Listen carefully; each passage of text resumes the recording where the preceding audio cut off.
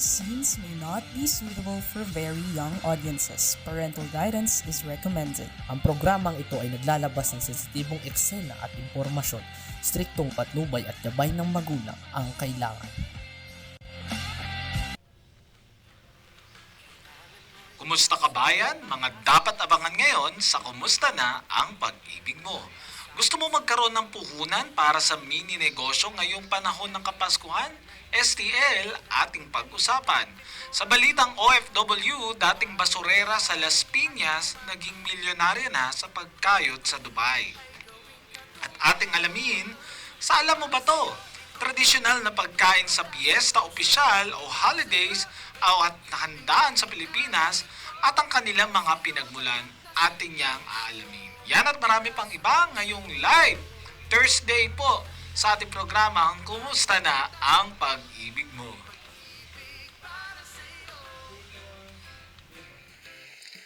Ayan, muli magandang hapon, tanghali, gabi, madaling araw at anumang time zone na napapabilang ang mga tagapakinig natin. Live na live tayo ngayon, September 12, 2024 dito sa Kakampi Online. So kayo man ay naka-tune in gamit ang inyong Facebook or official YouTube channel, ay welcome po kayo sa aming programa na Kumusta Na ang Pag-ibig Mo. At syempre ay patuloy ang kamustahan natin, balitang OFW at mga trivias na tsak na bago sa kaalaman ng iba siguro or matagal nang alam ng iba pero nare-refresh tayo sa ating alam mo ba to. Welcome po sa programa natin ngayon. Ako po ang inyong lingkod pag-ibig, Erwin Paul David. At nakatutuwa ng mga nakaraan kung inuulan tayo dito sa Metro Manila ngayon, medyo maaraw-araw na po ng konti. Although ingat pa rin tayo dahil may paparating pa raw na bagyong Ferdy nitong mga susunod na araw po. So stay safe lang po tayo mga kabayan at kukumustahan. Okay, di na tayo magpapakatagal pa. Mag-uumpisa na tayo ng ating recap from our last week's episode topic sa ating pag-ibig, which is yung ating pag-ibig regular savings. Sabi natin last week, naghahanap ba tayo ng pangmatagalang ipon na tsak at sigurado at makapagbibigay ng mataas na kita? Wag na tayong lumayo pa. Ito na po ang pag-ibig regular savings. Ang regular savings po natin, ito yung mandatory savings po. Kahit OFW ho kayo, kabilang kayo sa mandatory coverage ng pag-ibig. Dahil yan sa bisa ng ating RA 9679 na naging effective since January of 2010. Sulit na sulit ang pag-ipon dahil una po ay naka-indicate sa RA 9679 na sovereign guaranteed or guaranteed ng government in full amount ang principal na ipon or hulog natin dito po sa pag-ibig. At the same time, kaya nga savings ang tawag natin dito ay kumikita tumutubo to kada taon. Last year ho, 2023, 6.55% yung tinubo po natin. Makikita ho natin sa kasunod na slide na kung kakambing ho natin yan ngayon sa top 3 banks, sa iba po wala pa pong 1% pero makikita nyo sa pag-ibig ay mas mataas po, 6.55%. Pinakikita natin to hindi upang i-discourage kayo mag-ipon sa mga bangko. Maganda po, may mga bank savings account po tayo. Kagamit-gamit yan sa emergency needs. Nais lang namin pakita rito ay gaano kataas ang pwede nating maging ipon under pag-ibig fund. Wala ring maintaining balance sa pag-ibig. At yan ay pag nag-umpisa ka na maghulog, automatically yearly na yan bibigyan ng dividendo. So, ganun po siya kaganda. Susunod po, yan makikita ko ninyo dahil syempre ipon ho ito, sulitin natin. Pwede nating higit na tasa ng hulog natin. By the way, abisuhan lang po natin kayo sa mga di pa po nakakalam o ngayon pala naka-tune in sa aming programa. Previously kasi sa pag-ibig, tigwa 100 lang po tayo. 100 po sa inyo and may another 100 sa employer counterpart. Yan ay kung nagtatrabaho ka dito sa Pilipinas o kung seafarer ka at dapat na hinulugan ka ng manning agency mo, ganyan ang regular hulog po, no? 200 pesos na tigwa 100 each kayo ng employer. Para sa mga individual, ay dati po ay 200 pesos yan monthly. Pero abisuhan ko lang kayo, effective na nitong February 2024, ay tig po 400 na yung regular hulog natin. Kung individual payer ka man, of course, we encourage you na maghulog ng same rate or mas mataas pa, no? Dahil pwede yung hulugan na mas mataas ang hulog ninyo. Tingnan nyo nga, kung may 2,400 kang hinuhulog kada buwan, sa loob ng 20 years ay pwede ka na maging milyonaryo dahil may ipon mo dyan ay 576,000 dahil may dividendo to at compound ang ating dividend rate, pwede siyang kumita ng halos doble, no? 458,000 at yan ang makukuha mo after 20 years. Kung 1,000 nga hinuhulog mo, biro nyo, after 20 years, pwede kumita ng almost 500,000 or 430,000 plus po. At ang maganda sa Pag-ibig Savings Program, ito po ay walang withholding tax po. Gaano man kalaki ang ating naihulog or naipon, gaano man kataas ang naging interest or yung dividend rate niya ho, wala po itong bawas at singil ng buwis po. Kasunod po, so ito na nga. So, sa mas malaking hulog, mas malaki makukuha ninyo. At speaking of makukuha, kaya nga savings po ito, of course, expected na mababawi natin lahat ng inihulog natin balang araw. Kailan yung balang araw na yan? Ano-ano ba yung mga grounds for withdrawal? Ito po, sa mga previous episodes natin, lagi natin binabanggit ito, but we're continuing to refresh our audience, our viewers, sa mga benepisyo ng Pag-ibig. First thing, ay kapag naka-reach na natin yung maturity. When we say membership maturity, that is 20 years, composed of 240 months na hulog. So, yung 240 months na yun, hindi nire-require na consecutive. Ibig sabihin, hindi kailangan tuloy-tuloy. Kasi baka mag-alala lang yung iba, na halimbawa may mga buwan sila or taon na hindi nila nahulugan, lalo na ng panahon ng pandemya, wala naman pong problema po doon. Pwede nyong ipagpatuloy naman ang hulog lagi from the present month onwards. Wala namang back payment ho sa Pag-ibig Fund. Actually, allowed pa nga kayo mag-advance. Wala lang back payment. So, basta may na-accumulate kayong total of 240 months, kahit hindi tuloy-tuloy yan, pwede nyo na makuha lahat ng hulog sa Pag-ibig.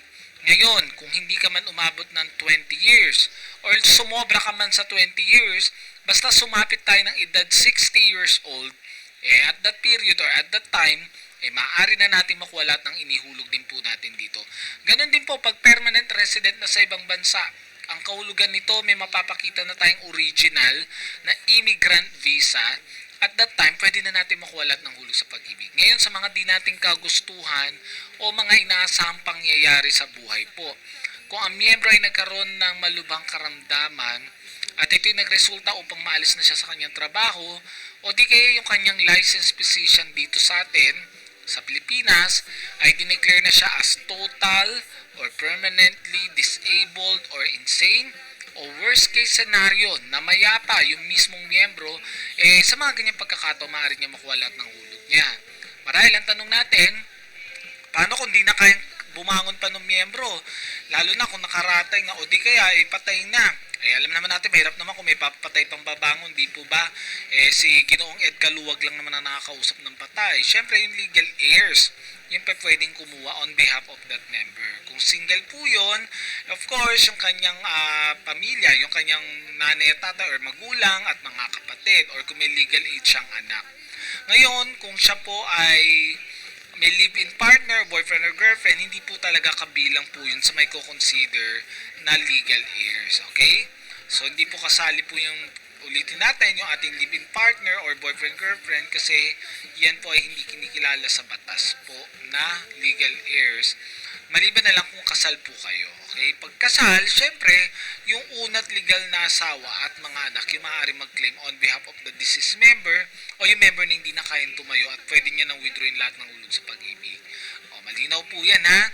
So, yan po yung ating grounds for withdrawal. So, kung naghahanap tayo ng ipon na merong sound savings at sound image, may competitive dividend rate, walang withholding tax, at higit sa lahat, government guaranteed. Ito ho ang Pag-ibig regular savings. So, sa mga kababayan nating nanonood, locally employed, or OFW man kayo, ay pwede nating hulugan patuloy ang Pag-ibig. Dapat talaga hulugan po ninyo at pwedeng hulugan ng mas mataas. Dahil the higher the savings, the higher the dividends. At di nyo masasabi, no? After 20 years, iba na pala ang balak nyo or iba na pala ang naisin nyo sa buhay. At least po, no, makatutulong yung mga naipon nyo dito under Pag-ibig regular savings para ma-achieve yung mga ganyang life goals. Okay? So, deserve mo ang Pag-ibig. Everyone deserves Pag-ibig. Kaya nga po, tayo ay mag-ipon at pwedeng hulugan ng mas mataas ang ating ipon. Kasunod na nating tatalakayin, ito na nga, yung ating topic for the day. Sabi natin kanina, kung gusto mo magkaroon ng puhunan para sa mini negosyo, na nais mo itayo ngayong Pasko, ang maganda pa nga dyan, pag naging kalukuyang negosyo ninyo, hindi lang ho yan seasonal.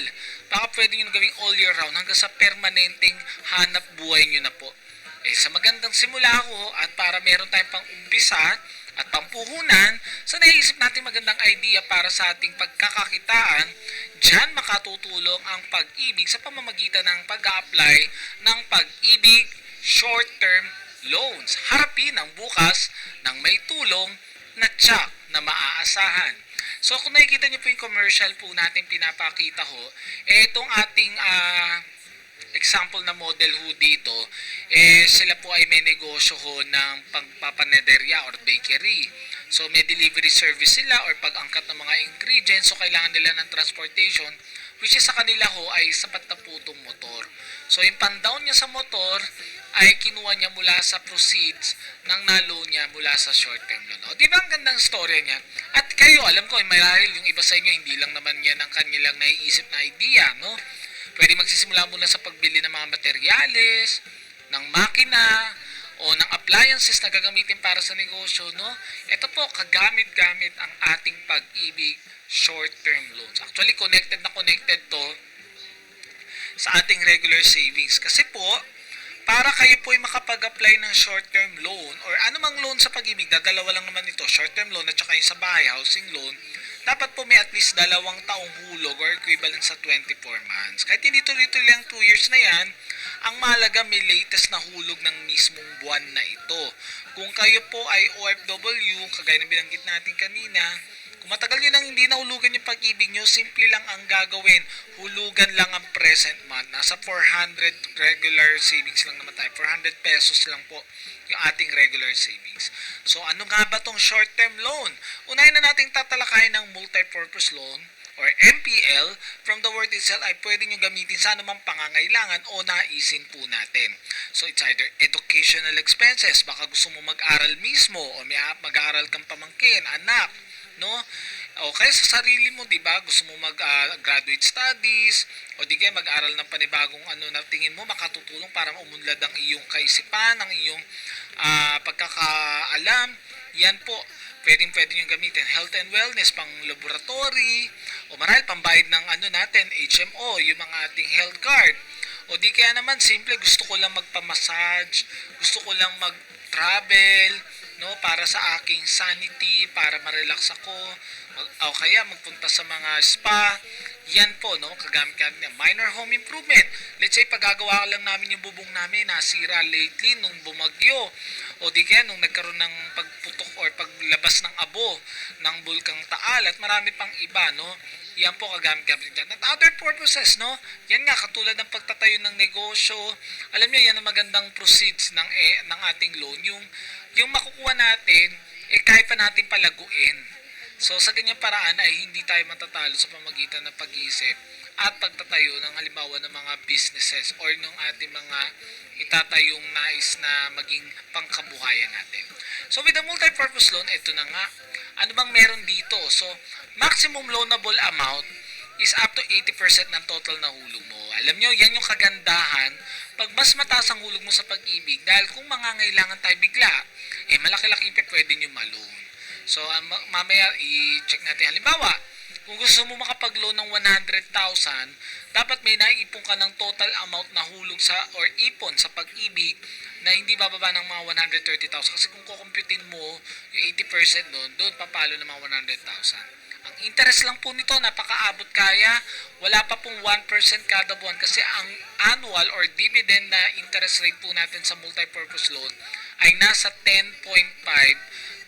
Kaya kung di-divide mo monthly yon, hindi pa papalo or hindi pa papatak ng 1%. Mas abot kaya ito kaysa sa mga nagsusulputang quick loans ngayon online. At may easy payment term po tayo na 2 to 3 years. So ito po yung sample computation para ma-appreciate at makita po natin. Ayan. So sa katunayan, may nakapag-loan pa nga dito even more than 200,000. Kasi nga, nakasalalay man to sa laki or dami na naihulog ninyo. Hindi kayo mag-expect na malaking amount na malulong kung kukonti pa lang talaga hulog natin. Wala namang problema kahit bago kang member, kung mataas ka maghulog monthly, probably, lalaki yung magiging ipon mo. At kapag mangangailangan ka, mas malaki yung 80% ng hulog mo, which is yung pwede mong magamit sa loan. Okay, ito na, banggitin na natin, no?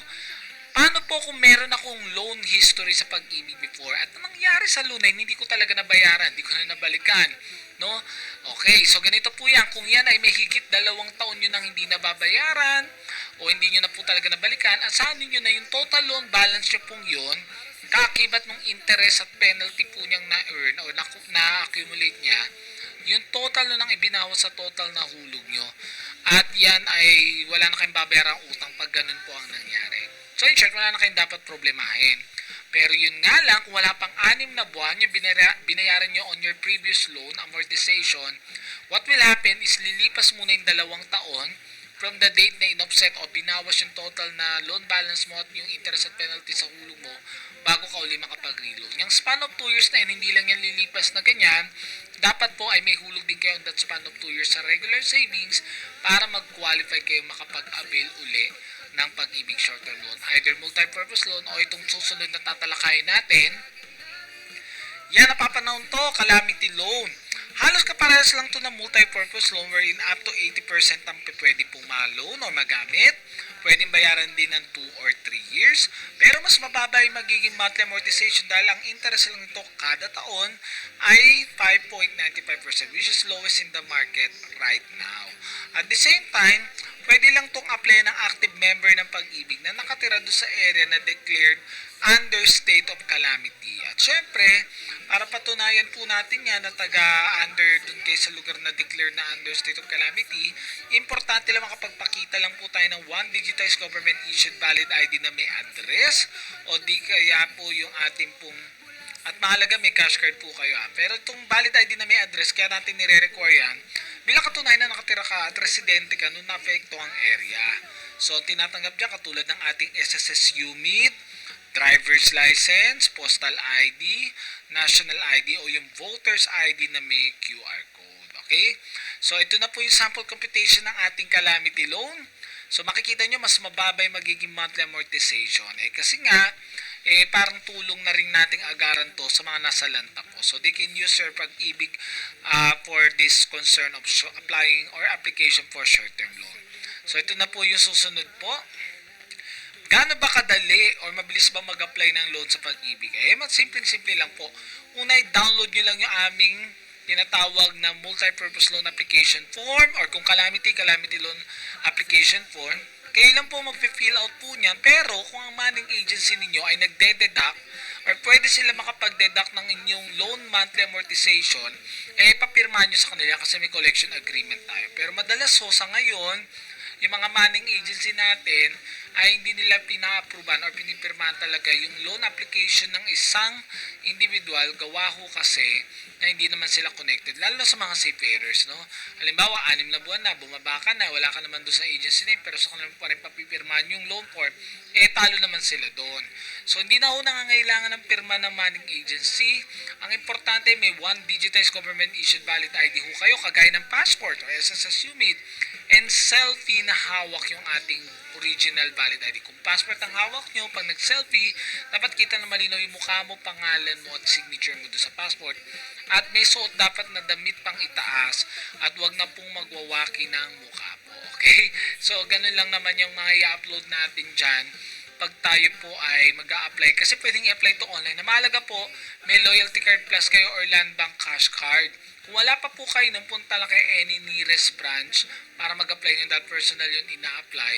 At the same time, ay magdala na rin kayo ng kopya ng inyong PSA or NSO birth certificate. Baka may kailangan i-correct kasi sa information. At least pag nag-apply ka ng card, tuloy-tuloy tayo. Next slide, ay makikita natin na pwede siyang i-apply online. Kagaya na binanggit ko na rin kanina. Saan i-apply ito? Ito po ang aming official website na www.pagibigfund.gov.ph. Doon pa lang makikita nyo yung ating virtual Pag-ibig for members. At yun po, click nyo na yung apply for short-term loan. At saka kung anong short-term loan nyo, meron doon multi-purpose loan, 2 or 3 years na multi-purpose loan, 2 or 3 years na calamity loan. So, yung 3 years, ibig sabihin niya, mas mababa yung babayaran nyo monthly kasi mas matagal na panahon siya. Pero ganito po yan. Halimbawa, 3 years ang na-approbahan sa inyo at sa maiksing panahon ay may kakayanan ka ng bayaran ng buhay na titirang balanse, of course, pwedeng tanggapin yan over the counter ng any branch ng Pag-ibig po. So, So sa mga wala pang Loyalty Card Plus, ay apply na po kayo. Dahil simple lang po ang paglolo natin. Pwede nang gawin online. Pag sabi natin online, sa website po yan, hindi na kailangan dyan ng username and password po. So sa mga wala pa pong ipon at gusto pong magkaroon ng pang startup sa ating naisip na brilliant idea natin sa negosyo, gamitin lang natin ang Pag-ibig regular savings at check na makatutulong ito sa anumang mga pangailangan po natin. Okay? So with that, yan ang ating tinalakay po ngayon, no? Lalo magpapasko ngayon, manghihingian yung mga inaanak natin. Sino ba dyan yung mga katulad ko na ninong ng bayan? Gusto natin, mapasaya din natin yung mga inaanak natin. Ipon-ipon na tayo, kaya gamitin niyo ang Loyalty Card Plus at yung inyong short-term loan para makagkaroon ng mga ganyang pwede nating makadiskwentro o di kaya ay makuha natin ng libre, no? Kung may perks sila na gano'n na parang pag bumili ka na isa, may isa pang parang buy one take one ba, mas mainam yun, okay? So, with that, salamat po sa ating maiksing talakayan, pero hindi pa tayo tapos, syempre, okay? So, nawa ay patuloy tayong magulog ng regular savings, mag-upgrade ng hulog, at pwedeng gamitin para sa short-term loan. Baka may gusto kayo tayo this December, baka gusto mo magkaroon ng food business, no? Nagjo-join ka sa bazaar, kaso kulang ka na kagamitan, yan po. Tapos nyo try yung Pag-ibig regular savings sa paglulun po. Ganun din po sa mga kababayan natin nag-iisip ng pangingibang bansa, baka yung perang malulo nyo dito sasapat or makadadagdag sa inyong pocket money pag nag-abroad kayo. At marami pang iba. So ganun kalawak ang pwede niya ma-accommodate in terms of loan purpose ang ating virtual Pag-ibig at the same time yung ating pong mga programa sa paglulun. Okay, so yan lamang po ang ilan sa mga halagang updates natin for today. Pero huwag kayong aalis dahil kasunod natin tatalakay sa balitang OFW, dating basurera sa Las Piñas, naging milyonaryo na sa pagkayod sa Dubai. At alamin natin ang mga sikat na holiday handaan na pagkain at ang kanilang pinagmulan. Yan at marami pang iba sa pagbabalik natin dito sa Kumusta na ang Pag-ibig mo? Sa ngalan ng pag-ibig, handa akong gawin ang lahat.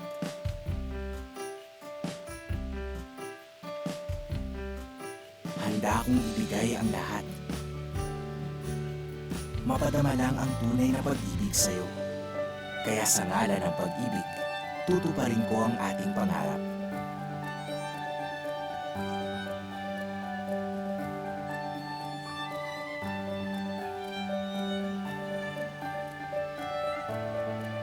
Sa susunod na kabanata, isa lang ang ating aasahan.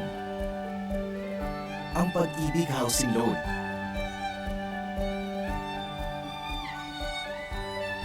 Ano man ang ating pangangailangan,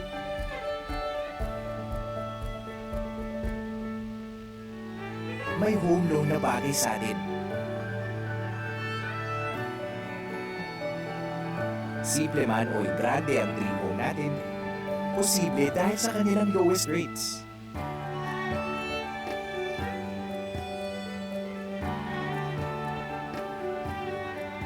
Pangmatagalan ang ating samahan dahil hanggang 30 years ang payment terms. Pasok sa kaya nating bayaran.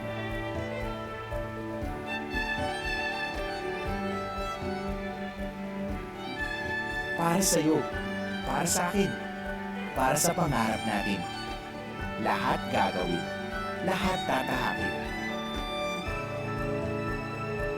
Sa ngalan ng pag-ibig, walang imposibleng pangarap. Bago ako magmahal ng iba, mamahalin ko muna ang sarili ko. Mag-iipon muna ako ng Pag-ibig. Pag-ibig Regular Savings.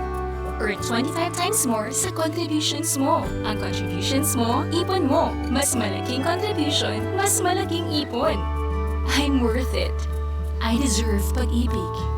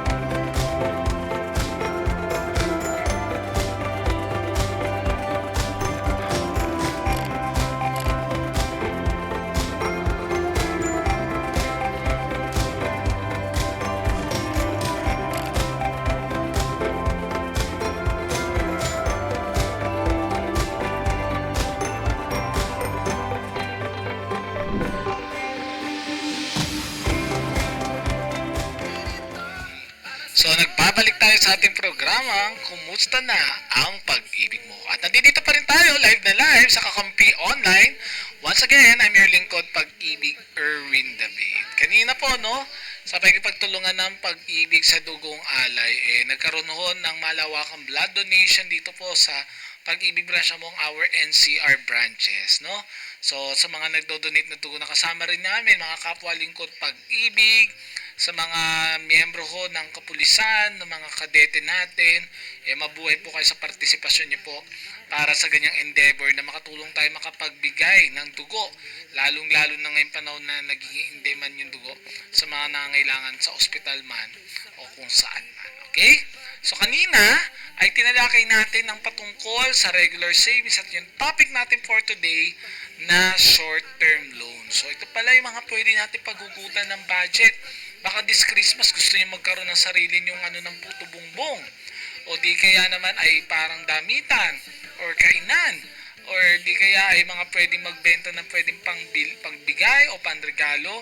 Yan po pwede natin hugutin ng budget sa short-term loan ng Pag-ibig Fund. At the same time, ay ang pag-apply ng loan natin mabilis na po. Hindi na kailangan pumunta sa branch at pwede nyo na gawin pag-withdraw is ating yung ATM na po. Okay? At online na natin ginagawa yan, mga kapumustahan. Okay, ngayon ay dito na tayo dadako sa balitang OFW. At ang ating balita po ay naka-inspire po, no? Yung parang mga istorya ito ng mga matagumpay na OFWs. Ang dating basurera sa Las Piñas, naging milyonaryo na sa pagkayod sa Dubai. Kwento natin kung sino siya. Ito na po. Isang basurera noon na laki sa hirap sa Las Piñas at dumaan sa maraming pagsubok sa buhay ang nahanap ang matagumpay at naging milyonarya sa Dubai, sa United Arab Emirates dahil sa kanyang pagsisikap. Sa isang episode ng KMJS or Kapuso Mo Jessica Soy, kinuwento ni Jennifer Sigalowitz na sa barong-barong sila dati nakatira ng kanyang pamilya. 6 sila magkakapatid at sa banig lang natutulog at walang kuryente sa kanilang bahay. Karpintero ang ama ni Jennifer ngunit nagkasakit, kaya ang kinikita lamang ng kanyang ina sa pananahi ang pinagkakasya para buhayin sila. Sabi niya, gustong-gusto kong kumain kahit man lang tinapay pero wala. Naranasan ko na piso ang bangko sa school. Nakikita ko yung ibang estudyante, puting-puti yung medyas nila samantalang ako, kupas na, no? May inggit at saka may lungkot. Ayan na malungkot na baliktanaw ni Jennifer sa kanyang buhay noon. Okay. Bakit sila mayroong ganon? Bakit kami wala? Sabi ni Jennifer. Kaya sa edad na 5 or 5 years old, natuto nang mamulot ng basura si Jennifer na pwedeng pagkakitaan bago siya pumasok sa eskwelahan. Masigasig at masipag naman itong si Jennifer. Kamuntik pa niyang mapagsamantalahan, kamuntik pa siya mapagsamantalahan sa kanyang paghahanap ng basura. Buti hindi siya humantong doon sa aktual na gano'n, no? Kumatok kami sa bahay, lumabas yung lalaki, parang lasing daw, no? Sabi niya kay Jennifer, halika, pasok ka sa kwarto. Tumakbo siya at iyak siya ng iyak, kwento ni Jennifer. Buti na lang, no? Smart at alert tong ating tampok ngayon na si Jennifer, or else baka naging prey siya nitong ating nambibiktima ng mga inosenteng bata. Bukod dito, nakaranas din sila ng kanyang mga kapatid ng pananakit mula sa kanilang ama kahit sa kaunting pagkakamali. Para matakasan ang pagmamaltrato ng ama, na masukang kasambahay si Jennifer, pero bagong kalbaryo ang dinanas niya nang akusahan siya ng kanyang amo na nagnakaw ng pera at ipinakulong pa. Iyak ako ng iyak kahit mahirap kami, hindi kami tinuruan ng nanay namin na magnakaw. Noong namatay yung tatay ko, sabi ko sa nanay ko mag-a-abroad ako, kwento niya. Pagkarating, ito na nga yung nag-abroad si Jennifer, pagkarating sa Dubai, nagtrabaho siya bilang waitress at pumasok sa iba't ibang racket, gaya ng pagbebenta ng mani, kakanin at makeup. Naging kliyente niya ang mga kababayan din doon. Naging dealer din siya ng encyclopedia. Ayan, usong-uso dati yan. At naging kliyente ang isang kababayan na kanyang naging mister kalaunan. Sa Dubai na sila ikinasal, nanirahan at nagkaroon ng 3 anak. Ngunit nagkalamat ang kanilang relasyon nang mawalan ng trabaho ang kanyang mister. Nauwi pa sa pisikala ng kanilang pagtatalo na umantong sa pagkuha ng lalaki ng kutsilyo na labis na ikinatakot ni Jennifer. Kalaunan, nauwi sa hiwalayan ng kanilang relasyon at mag-isa niyang itinaguyod ang kanilang mga anak. Sabi ni Jennifer, kahit hanggang ngayon, naalala ko ang hirap. Alam mo yung bakit sila maayos yung buhay nila, bakit ikaw 3 na trabaho mo, pero hindi ka pa rin nakasurvive. Kulang pa rin, naiyak na sabi ni Jennifer. Sa gitna ng kanyang pagkalugmok, muli siya nakatagpo ng pag-ibig sa katauhan ng Amerikanong si Dog Segalowitz. Hanggang sa sumugal sa negosyo si Jennifer at Dog at tinayo ang isang Korean barbecue restaurant o Samjupsalan na unti-unti nilang napalago. Mula sa buong araw na pamamasura na bare-bare lamang kinikita, umabot na ngayon ng 16 milyon pesos kada buwan ang kinikita ni Jennifer sa kanilang Samjupsalan na nadagdagan pa ng branch. Nakapagpundar na ngayon ng sariling bahay sa Dubai si Jennifer, pati ang mga ari-arian sa Pilipinas kabilang ang isang 3-story na bahay sa Pilipinas.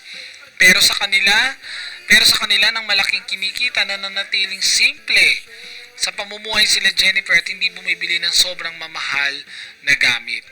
Tungayan ninyo yung video na to ng KMJS sa emosyonal pagbabalik ni Jennifer sa dati nilang tirahan sa Las Piñas na nagpaalala sa kanyang sobrang hirap ng buhay ng kanilang pinagdaanan.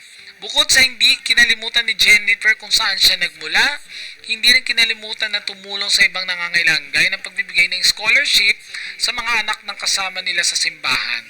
Panoorin at na-inspire sa kanyang kwento doon sa kanilang YouTube channel sa GMA Integrated News. Ang balitang ito at ang ating itinampok na istorya ay mula po sa FRJ ng GMA Integrated News. So, mabuhay po kayo, Jennifer, at sa mga kababayan natin na nangingibang bansa at patuloy na nagsisikap at nagsasakripisyo para sa kaginawaan at ikabubuti ng kanilang pamilya. Mabuhay po kayo, okay? At syempre, bilang mga nagsisipag tayo, mga OFWs, deserve natin ng pag-ibig. Kaya nga po, hanggat nagtatrabaho, lalo na yung mga bata-bata pa, mag-ipon lang at magulo gamit ang pag-ibig. Nakita nyo naman kanina, nung ating pinreview regular savings, na may mataas na dividendo, walang withholding tax at government guaranteed. Maganda kung mag-ipon na rin lang tayo doon sa tiyak na makapagbigay sa atin ng mataas-taas na kita or dividendo. Okay. So, sa tingin nyo ba, lumalamig na ba ang simoy ng hangin? Naririnig nyo na ba yung mga pinatutugtog na Christmas song sa kapaligiran natin, lalo-lalo sa loob ng mga malls? Naglalabasan na nga yung mga tinagong mga Christmas decoration Alam niyo, sa bahay namin, di na namin tinanggal yung isang Christmas decor nasa pintuan. Buong taon, Merry Christmas sa harapan ng bahay namin.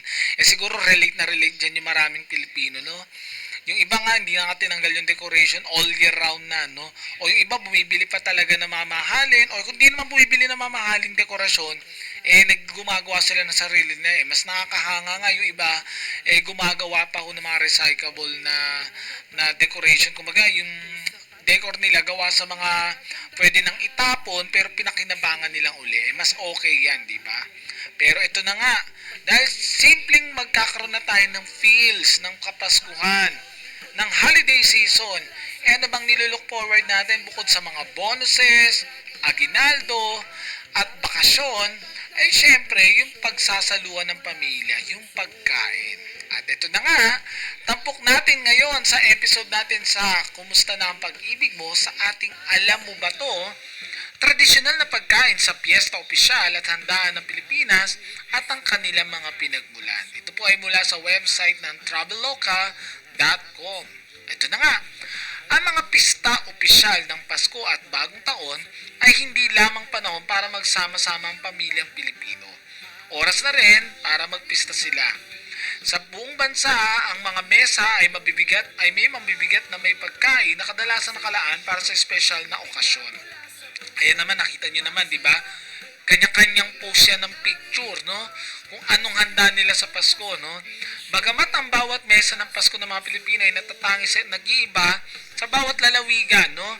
May mga laging nariyan at sa tuwing darating ang Noche Buena.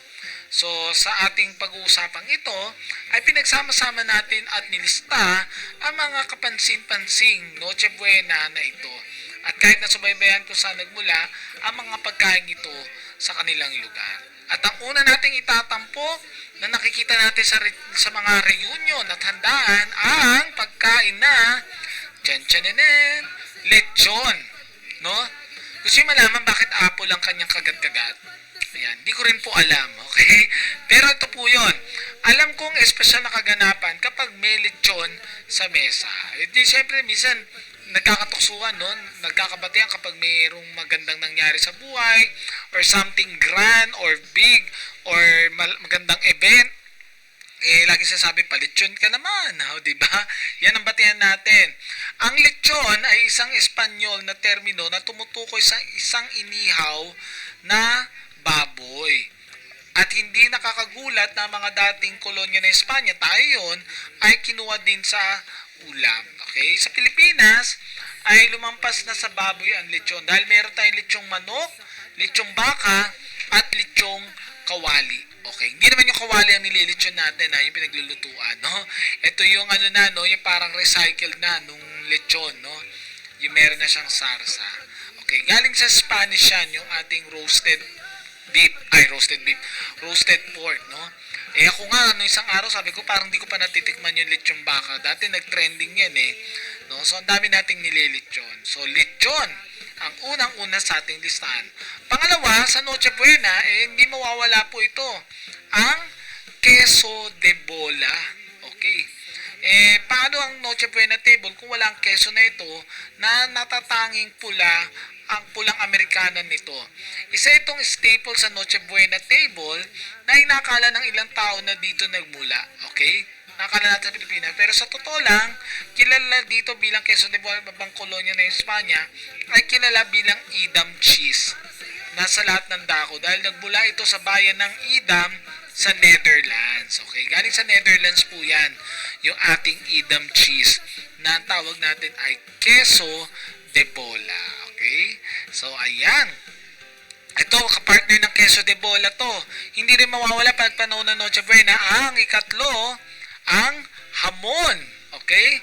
Ang hamon, kung tawagin natin dito sa Pilipinas, ay may malabong kwento ng pinagmulan. Ang mga salungat na mapagkukunan ay naglagay ng pinagmulan nito alinman sa China o sa ngayon ay modernong France. It's either sa China daw o sa modern France.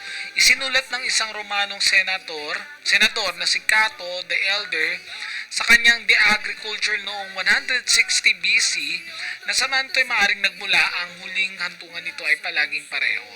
Ang tiyan ng isang tao ay napakasiyahan. Okay? So, ibig sabihin nito, no, hindi alam kung sa France ba o sa China itong parang smoked pork na ito or yung sweetened pork natin. Pero ito ay naisulat na noon pa man sa De Agriculture. Saan pa man mapunta yung usapan natin, ang panlaman tiyan pa rin yan. Yan yung ating hamon. Which is talagang favorite ko yan. No? Hindi pwedeng walang hamon sa mesa. Yun nga lang talagang pag-iipunan natin yan. No? Hindi yan yung katulad ng regular ham na nabibili po natin. Okay, susunod. Ito na. Ito hindi lang to pang Noche Buena. No? Hinahanap din to pag may handaan ng birthday. Ito yung madalas na sinasharon. Minsan nga hindi na nga sinasharon Nadaan lang, nadukot na kagad sa handaan Yan yung lumpiang Shanghai, no?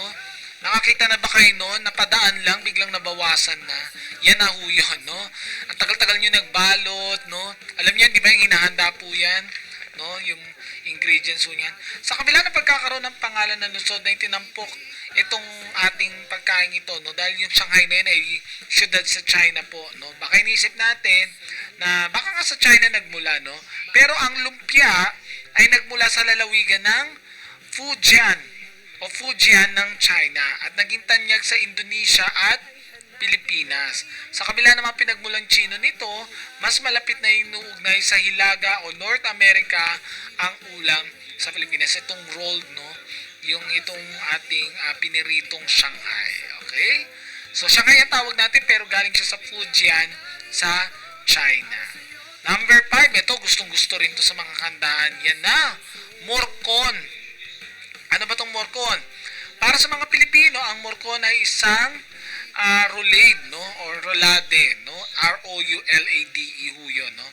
Nagawa sa manipis na mga piraso ng karne ng baka o baboy na nakabalot na may nilagang itlog, ham, sausage, carrots, adobo na hiwa ng pipino, at iba pang sangkap. Gayunpaman, ay medyo ang mga ito ay mukhang makikita natin at nagsimula nung umalis po yung mga Spanish, yung Morcon, na nagmula sa lugar ng Andalusia, Extremadura at Salamanca. Doon, ang Morcon ay isang lean meat chorizo na pinapalamanan sa malaking bituka ng baboy. Kaya siya bilog na ganyan kasi yung bituka ng baboy, yun yung nagiging pang molde niya. Okay? So, yan po ang ikalima, ang Morcon. Ako, marami ang panghandaan to. Nabusog na po ba kayo or nagutom kayo, no? So, tinampok natin. Ika-anim, ito po, favorite ko po ito na dessert. Leche flan, no? Ito ko ay napaka malinamnam. Isang pangunahing dessert sa holiday at treat mula ng daling to ng mga Espanyol, ang Filipino leche flan. Naiiba nga lang yung leche flan natin kaysa sa mga pinagmulan nito sa Espanyol at sa ibang bahagi ng mundo. Para sa isa, ang kilala natin bilang leche flan ay kilala sa pangalan sa Spain na flan de leche. Okay, sa Spain flan de leche pero tawag natin leche flan. Sa Pilipino kasi mas heavy to, mas mabigat yung Filipino version dahil gawa ito sa condensed milk at mas maraming itlog. Ang Japan din sarili silang flan din Pero makikita nyo mas jelly-like siya, no? Para siyang gulaman na itsura. Pero sa Pilipinas talagang mabigat siya kasi gawa sa condensed at saka sa yolk ng itlog. Di ba natatandaan yan yung kung nakikita niyo yung mga magulang niyo or mga tita o mga kamag-anak niyo na gumagawa niyan, nilalagay sa steamer. Di ba nga, binubulak-bulak pa nga yan para matanggal yung mga namumuong bula-bula sa ibabaw. Napakamabusisi pero sulit naman, no? Heaven-like pang tikman natin yung tamis at linamnam ng leche flan. Yan. So, mga Espanyol pa rin nagpamana yan. Alam niyo, may nabasa ako dati na naituro din to ng mga Espanyol sa Pilipino kasi nung sinaunang panahon, yung mga simbahan na kinoconstruct nila at mga gusali, hindi pa uso talaga nun yung talagang sementong formulated na natin na ginagamit ngayon. Dati po, para magsama-sama yung kanilang itinatayo ng mga buhangin, bato, ang nilalagay po nila ay puti ng itlog. Yun yung nagiging binder ho. Yung mga simbahan po, yan, gawa yan sa puti ng itlog. No? Syempre, dahil puti lang ng itlog, anong ginagawa? Inaalis yung pula. So, yung pula, yan, tinuruan ng mga Espanyol, ng mga Pilipino, yung mga pare, na gumawa ng leche flan. Kaya makikita nyo na tayo po ay natutong gumawa ng leche flan. Sarap-sarap po niyan, no? Ayan, parang naghahanap na tayo ngayon ng leche flan, no? Iniibabaw yan sa halo-halo, no? Hindi kumpleto ang halo-halo ng walang leche flan. Ito na, number 7. Ang embutido, no? Kung titignan mo parang kamukha lang siya ng Morcon. Pero magkaiba po sila. Ang embutido ay galing din sa Spanish. Isang Spanish dish na napag-alaman na nagkaroon na rin to ng tinatawag na twist o modern version. Habang ang Spanish embutido ay isang cured dried sausage, ang Pilipino ay merong sariling version. Para siyang meatloaf dish na may pasas, may carrots, breadcrumbs at sausage. Halos magkalasa nga sila nung tinatawag nating hardenera. Parang ganun po yan, no? So, yan po yung ating embutido, okay? So, isa yan sa mga madadalas isyaro, no? Yung nakabalot yan sa palara. At ito na, number 8, ito obviously, no? Kung saan nagmula ito. Ang ikawalo, ang paella o paella, no? Dahil sa kung gaano katagal ang pagkakagawa ng mga paella, karaniwang nakalaan para sa mga espesyal na okasyon, tulad ng Pasko.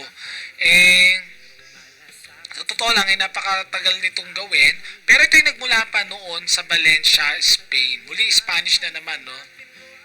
Sa tagal nila tayong nasakop, napakalaki na naging impluwensya nila sa atin at makikita natin yan sa mga pagkain po natin.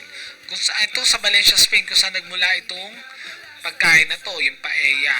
Ang paella sa Valencia ay pinaniwala nagsimula noong 18th century at kumalat sa buong mundo ng ika-20 siglo. Ayan. So, ito yung paella.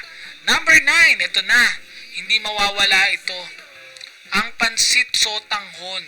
Di ba iba-iba tayo ng ano dito, no? May iba gusto nila yung pansit kanto, no? Yung matataba yung noodles. Yung iba naman mas preferred nila ang pansit na mas maninipis. Ito, yung sotanghon version. So, yung sotanghon noodles ay madaling makuha sa panahon ngayon. Makukuha mo ito sa mga pamilihan o sa palengke o ng mga kapitbahay na tindahan. At nakapagtaka kung paano ito napunta sa Noche Buena table. Ang sagot, matatagpuan pabalik sa kasaysayan. Habang ang isang local recipe na mapansit ay ginamit para sa sotanghon, ay kailangan i-import mula sa Hong Kong o China. Kaya ang pag-atin nito ay nakalaan lamang sa espesyal na okasyon. Ngayon, ang dali lang kasing bilhin eh. Pero nung unang panahon, imported po yung noodles na yan, which is rice noodles lang naman yan. Pero dati nga, inaangkat pa yan magmula Hong Kong o China. Eh ngayon, tingin natin pangkaraniwan lang yan, nabibili mo lang sa karinderya. Pero ngayon, ay nung unang panahon ay espesyal po siya. Ayan. So ito na, down na tayo sa last natin, number 10. Ayan, fruit salad. Yan, kanya-kanyang version yan. Yung iba may keso, may pasas, no? May macaroni pa nga na may fruit. Sa wakas, ang fruit salad ay isang staple na sa ating Christmas table, no? At bakit hindi, no? Dahil may iba't ibang prutas tayo sa ating hapagkainan, lalo na pagpaparating na yung bagong taon, ang daming prutas kasi pinaniniwala ang makapagbigay daw, no, ng swerte.